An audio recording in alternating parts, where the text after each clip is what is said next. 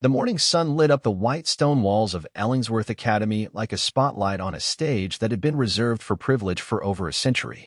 Everything about the school whispered legacy, bronze plaques that bore names carved into the bones of old money, ivy crawling up the columns like it belonged more than most of the students did, and uniforms so precisely tailored they looked sewn from tradition itself.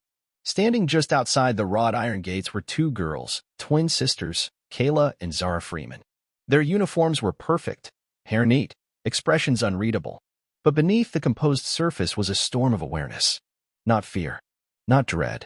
Awareness. They knew the moment their shoes crossed the threshold of Ellingsworth, they wouldn't be seen as individuals. Not as scholars. Not even as students. Just black girls, outsiders invading a space that had never made room for them. "Breathe," Kayla whispered out of the side of her mouth. "I don't blink," Zara replied. They walked in unison, heads held high. The air felt thicker the moment they stepped onto the main courtyard. Students stood clustered in small, pristine groups, conversations fading just long enough to let the girls hear the pause. Their footsteps echoed like a challenge against the stone pathways. A cluster of boys leaned against a low balcony wall near the main building's entrance. They didn't even bother to hide their sneers. "Yo, check this out," one boy muttered, elbowing his friend. "Twin package deal. What is this, affirmative action day?" Another boy, the kind with sculpted hair and an aura of careless entitlement, chimed in, "Ellingsworth must have opened a branch in the hood." They laughed. Not loud. Not playful. Sharp. Controlled. Surgical. But the girls didn't stop. Their father, Major Damian Freeman, had raised them to never flinch. Former Special Forces turned conflict mediator, he had taught them the art of presence. How to carry themselves like a boundary no one dared cross unless they wanted a lesson they wouldn't forget. "You don't have to answer every insult," he'd said once. "But make sure the room knows you're not shrinking." Inside, the school was colder. Not from the air conditioning, but from the stairs. Students didn't make room, they evaporated. Like the girls were a gas leak no one wanted to inhale. At lunch, they sat alone at a polished oak table beneath a portrait of some long-dead trustee. All around them, clusters of students whispered, threw glances sharp enough to leave paper cuts, and giggled behind manicured hands. "Feels like we wandered into someone else's movie," Zara muttered. Kayla said nothing. She didn't have to. Her silence was louder than any retort. Then came the bump. A calculated, deliberate shoulder barge from behind. Hard enough to tip Kayla's tray. Mashed potatoes slopped across her blazer. The boy responsible stood tall, bleach blonde, tan, his smirk polished like a weapon. "Oops," he said. "Didn't see you there." That was Preston Harrow, son of Senator Harrow. Walking legacy. Ellingsworth's golden boy. "You should watch where you're going," he added for the benefit of the watching crowd. "You should watch who you bump into," Kayla replied calmly. His smirk twitched. From that day on, the girls weren't just newcomers. They were marked. Days passed like dripping water, slow, heavy, and wearing. Every locker break came with new whispers. Every class, a new sideways glance. Preston's clique, Cameron with his camera phone, Seth with the constantly chewing gum, Jonah the lacrosse brute, tightened the noose slowly, expertly. Their desks had gum under them. Their gym lockers were suddenly relocated to a damp corner. Food landed accidentally near their table daily. They didn't react. Not because they didn't feel it. Because they were choosing control. Their father noticed the silence when they got home. The smiles that were just a little too polished. The way they didn't talk about school. He didn't ask. He didn't need to. That night, as they cleaned up after dinner, he said, "Don't react. React with purpose." Absorbing turns to silence. Silence turns to permission. You're not here to make them comfortable. Zara looked up. What if they push? Then you push back. Smart. Focused. Don't lose who you are trying to make them see you.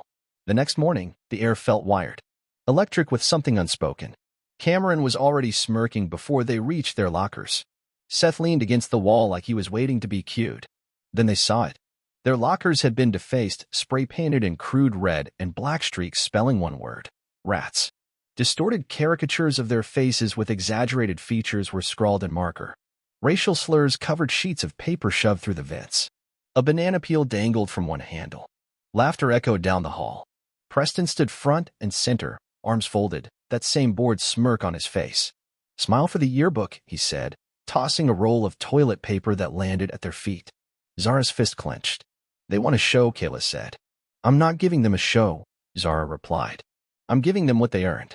She stepped forward. Preston wasn't ready. "You got something to say? Charity case?" he spat. Then Jonah slammed a shoulder into Zara's ribs. Kayla reacted instantly, grabbing Jonah's wrist and twisting it away. Seth lunged, slapping Kayla's binder from her hands. Cameron moved in, filming. Preston shoved Zara hard. And that's when it changed. Zara caught his shoulder and twisted, sending him stumbling. Kayla swept Jonah's feet out from under him.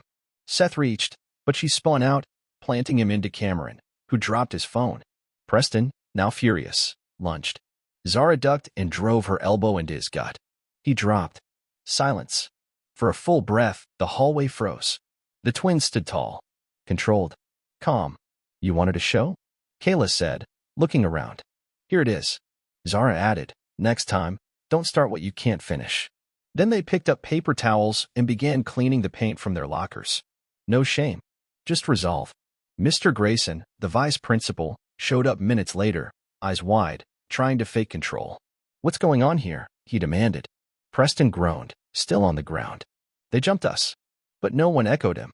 Too many phones had captured the truth. Mr. Freeman arrived shortly after. He wasn't loud. He didn't storm in. He simply walked, like someone used to commanding space by presence alone.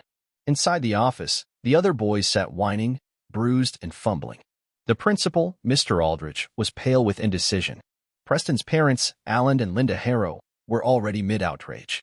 "These girls are violent," Linda snapped. "This is what happens when you open the doors to anyone." "Enough," Mr. Freeman said quietly, yet his words hit like iron. "My daughters have been harassed, mocked, and finally attacked. They responded with restraint. If you suspend them, we walk straight into court." Alan Harrow tried to object. "Want to review the video footage?" Freeman asked. "It's all over the student cloud drive. Dozens of angles." Mr. Grayson paled. Aldrich stammered. "We'll conduct a full investigation." "You do that," Freeman replied, rising. "And while you're at it, ask yourselves why the first people to stop the violence weren't the staff, but my daughters. Suspension pending review. That was the official decision. But they all knew the tide had turned." Later that evening, as they sat at the dinner table, their father stared out the window. "They'll come to our door next," Kayla said. "Let them," he replied. And they did. Alan and Linda Harrow showed up furious, red-faced and shouting. Alan swung at Freeman.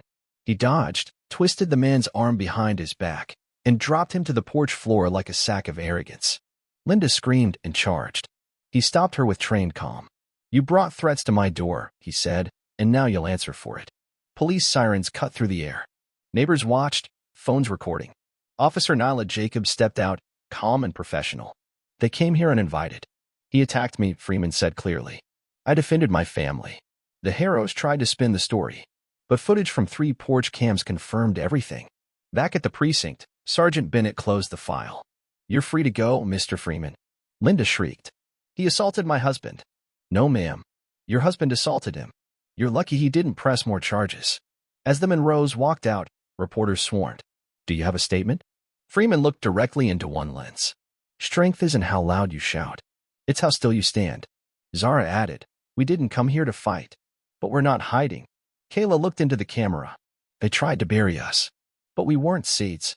We were already trees." By that night, the footage had gone viral. Not because of violence, but because of discipline, control, integrity. Preston was transferred.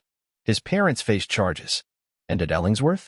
The next time the Freeman sisters walked the hall, no one whispered. They just made way. Not out of fear. Out of respect.